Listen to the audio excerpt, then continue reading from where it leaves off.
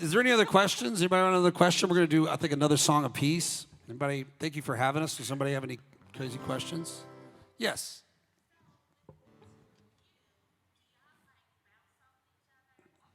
Oh. That's actually a good question because we have written every song. This is probably more crazy than anything we've done. We write every song together. We've written every song together for 30 years. Yeah. So which is insane. Yeah. Just getting along with each other should be some sort of Grammy Award, I think. I mean, we've realized that it takes two of us to be as good as a Josh Kear, so we have to. And still not.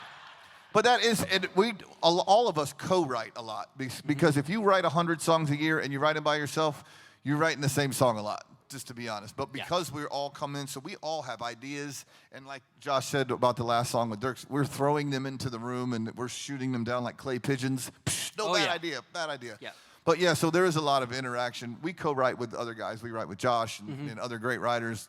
When you write that many songs, you just kind of need, at least we do, other people in the room, other energy. Yeah, and in all honesty, the other thing that you're looking for is strengths that you don't have. You know, you need somebody else to walk into the room occasionally and be like, "Hey, I'm a better guitar player than you are. I'll take care of the guitar." Or, you know, just more great minds. It's always a good thing. So teaching, you got asked earlier also about your students. Teamwork. Yeah. Teamwork's a really good. Any teamwork building stuff. I mean, don't get me wrong. Cram them full of math, cram them full of science, cram them full of history and whatever else. I was a history major in college with a minor in English. But all the teamwork building skills that I gained through my extracurricular activities were actually probably more valuable to me today than any of the liberal arts stuff I learned all the way through school. Because that skill you have to have. And teach them to be nice. And all I mean by that is in this town and in every town where this industry exists, there's an incredible number of talented people. And being an asshole is a one-way ticket out of town. You'll just be done that fast because nobody will want to work with you. There's too many really nice people to work with.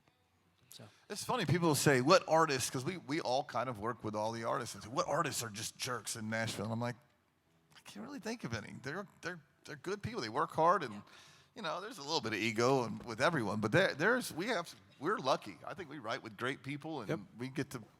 I wish they would pick our songs more often, like all the time. But no, I mean, there's not a lot. Yeah, and I always heard people say, "Do what you love, do what you love," and I agree with that to some extent. One thing I tell my college students is, do what you're good at, and start to love that, because, you know. When we're writing with Josh, and we're going to do a song that the three of us wrote with our friend Mark Irwin.